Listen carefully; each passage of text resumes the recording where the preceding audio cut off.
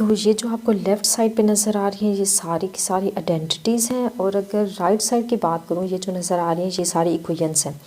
तो इनमें ज़रा देखें डिफरेंस क्या होता है। अगर मैं सिंपल आइडेंटिटीज़ की बात करूँ तो ये जो आपकी आइडेंटिटीज़ होती हैं ये ऑल रियल नंबर्स के लिए डिफ़ाइन होती हैं।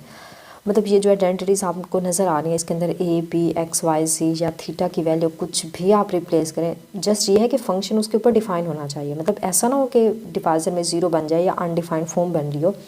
उसके अलावा वहाँ पे वो आइडेंटिटी जिस फंक्शन जिस डोमेन पे वो डिफ़ाइन हो रही है, कोई भी आप नंबर पुट कर दें तो वो उसको सेटिस्फाई करेगी, तो वो आपकी आइडेंटिटी होगी।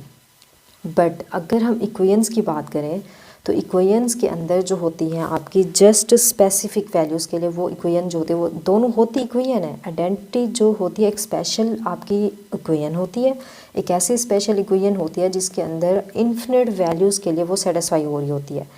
बट जो आपकी सिंपल इक्वेशंस होती हैं वो आइडेंटिटी नहीं होती, वो जस्ट स्पेसिफिक वैल्यूज़ के लिए डिफ़ाइन हो रही होती है। मैक्सिमम अगर आप लीनियर इक्वेशंस की बात करें तो जस्ट एक ही वैल्यू के लिए वो डिफ़ाइन होगी। अगर आप क्वाड्रेटिक इक्वेशंस की बात करें तो वो जस्ट दो उसके आंसर आएंगे, मतलब एक्स की दो वैल्यूज़ के लिए वो आपकी जो इक्वेशन होगी वो सेटिस्फाई, क्योंकि वहाँ पे स्क्वायर आ रहा होता है। सेम इसी तरह क्वाड्रेटिक की बात करें, हाईएस्ट पावर्स की बात करें तो कुछ वहाँ पे लिमिटेड वैल्यूज़ के लिए वो सेटिस्फाई इक्वेशंस करेंगी, तो वो सिंपल आपकी इक्वेशंस होती हैं। और जो इन्फिनिट नंबर्स के लिए डिफ़ाइन हो रही होती है, इनफैक्ट कोई भी रियल नंबर उसके अंदर आप पुट कर दें जहाँ पे फंक्शन डिफ़ाइन हो रहा हो तो वो आपकी आइडेंटिटीज़ कहलाती हैं। अच्छा, आप इसका देखिए मैं आपको प्रूफ इसको देख लेते हैं ज़रा, इसको बाय डेफिनेशंस देख लिया हमने, बाय एग्जांपल्स इसको देख लेते हैं। सिंपल इसका मैं इसकी बात करूं तो ये हमने देखा ये आइडेंटिटी है। तो इस तरह की जितनी भी आइडेंटिटी, जैसे मैं ट्रिग्नोमेट्रिक फंक्शंस के अंदर बात करूं, आपको पता है sine theta plus cosine theta equal होता है 1 के। तो इसके अंदर जो मर्जी आप एंगल थीटा की वैल्यू रिप्लेस कर दें 1 2 3, in fact set of real number में से जहाँ पे साइन और cosine in fact all real number पे ही डिफाइन होता है, कुछ भी रियल नंबर में से आप थीटा की वैल्यू रिप्लेस कर दें, इनफैक्ट इसके अंदर भी आप ए और बी कोई भी रियल नंबर पुट कर दें तो दोनों के लिए सारा का सारे जो आंसर आपके होंगे हर रियल नंबर के लिए ये आपका सेम आएगा। तो ये होती है आपकी आइडेंटिटी। अब जैसे कि मैं इस इक्वेशंस की बात करूँ, इन दो इक्वेशंस की बात करूँ, तो यहाँ से देखें ज़रा आंसर फाइंड करें। अब मैं यहाँ से अगर ए की वैल्यू देखूँ तो ये इक्वेशन लीनियर है, ये हर रियल नंबर के लिए आपके सेटिस्फाई नहीं होगी। अब जस्ट एक ही ए है और वो कौन सा है इसको देखें, फाइंड करें, वो ए है -3। तो जैसे ही -3 पुट करेंगे +5 इक्वल आंसर 2 आएगा, तो 2 = 2, मतलब -3 के लिए ये जो आपकी इक्वेशन है ये सेटिस्फाई होगी, all set of real number के लिए सेटिस्फाई नहीं हो रही। क्लियर हुआ। सेम अगर मैं इसकी बात करूं तो यहाँ से अगर आप b की वैल्यू फाइंड करें तो 1 - 7 b की वैल्यू -6 आएगी, तो -6 पुट करें तो तब देखें आपकी 1 = 1 आ रहा है, तो ये इक्वेशन सेटिस्फाई हुई। जस्ट ओनली एक यहाँ पे इसका आंसर आ रहा है। क्लियर हुआ। अच्छा, अब क्वाड्रेटिक की अगर हम बात करें, क्वाड्रेटिक फंक्शन के अंदर देखें अगर मैं यहाँ पे a² + 1 = मैं 0 पुट कर दूँ तो ये इक्वेशन दो आंसर आपको देगी। जैसे कि देखें a² इक्वल है -1, चले यहाँ पे नेगेटिव इसको पॉजिटिव बना के ये हम कर लेते हैं ताकि हमारा आयोटा फॉर्म में आंसर ना आए।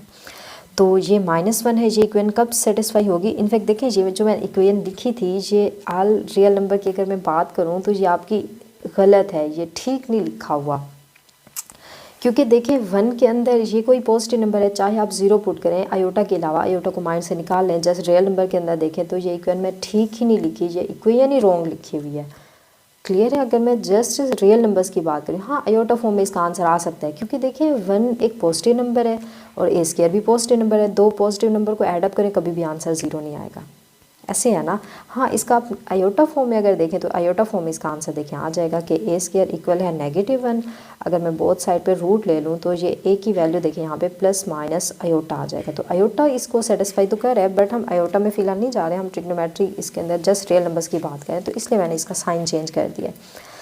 तो खैर अब यहाँ से देखें, अब इसका बोथ साइड पे रूट ले लें तो यहाँ ± आ जाएगा, तो a की वैल्यू ±1, मतलब a की दो वैल्यूज़ आ रही हैं। आप चाहे यहाँ स्क्वायर जो है, स्क्वायर होने की वजह से चाहे आप +1 पुट करें चाहे आप -1 पुट करें, देखें स्क्वायर उसको पॉजिटिव करेगा, -1 यहाँ पे -1 ये स्क्वायर पॉजिटिव करेगा, तो 1 - 1 आंसर 0, तो 0 - 0। तो देखें यहाँ से a की हमें दो वैल्यूज़ मिली +-1, जिसके लिए हमारी इक्वेशन जो है ये सेटिस्फाई हो रही है। क्लियर हुआ। तो कुछ लिमिटेड वैल्यूज़ के लिए जहाँ पे वो इक्वेशन सेटिस्फाई हो रही हो तो वो आपकी सिंपल इक्वेशंस होती हैं। और आइडेंटिटीज़ क्या होती हैं, आइडेंटिटी वो स्पेशल किस्म की आपके पास इक्वेशंस होती हैं जो all set of real numbers के लिए या उस पर फंक्शन देखिए डिफ़ाइन कब नहीं होगा। अगर मैं यहाँ पे बात करूँ, ये तो सारे all set of real number के लिए डिफ़ाइन हो रहा है, कुछ भी आप वैल्यू पुट करें इसमें वैल्यू आपको वैल्यू फाइंड करने की ज़रूरत ही नहीं होती।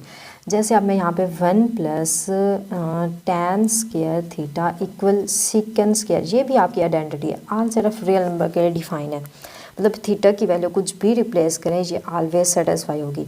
बट वहाँ पे ये सेटिस्फाई नहीं होगी जहाँ पे ये फंक्शन अनडिफाइंड हो रहा हो। जैसे कि tan थीटा की मैं बात करूँ तो आपको पता है ये क्या होता है, ये cosecant theta by sine theta, sorry sine theta वो तो कोड होता है।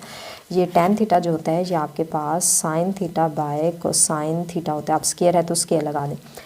अब मैथ्स का रूल है कि डिवाइजन में कभी भी ज़ीरो नहीं होना चाहिए, तो ये ज़ीरो कब होगा, जब मैं यहाँ पे कोसाइन 90 डिग्री पुट करूँगी तो ये स्केयर एज इट इज़ लगा दें, ज़ीरो का स्केयर तो आंसर ज़ीरो देगा। तो डिवाइजन में जैसे ही ज़ीरो आएगा हमारी टर्म अनडिफाइंड हो जाएगी। तो मतलब 90 के मल्टीपल अगर इस इक्वेशन के अंदर आप पुट करेंगे तो फंक्शन अनडिफाइंड होगा। इक्वेशन सेटिस्फाई होना तो दूर की बात, ये अनडिफाइंड हो जाएगी। तो मतलब डोमेन में वो वैल्यूज़ लेनी है जो फंक्शन वहाँ पे डिफाइन भी हो रहा हो। क्लियर होगी बात। तो कुछ ऐसी इक्वेशंस भी आएंगी जैसे कि हमारी ये आ गई है, ये कुछ वैल्यूज़ पे डिफ़ाइन ही नहीं हो रही। हाँ, जिस वैल्यू पे वो डिफ़ाइन हो रही होगी तो वो आइडेंटिटी हमेशा हमेशा आपको आंसर जो होगी वो इक्वल देगी। क्लियर हुआ।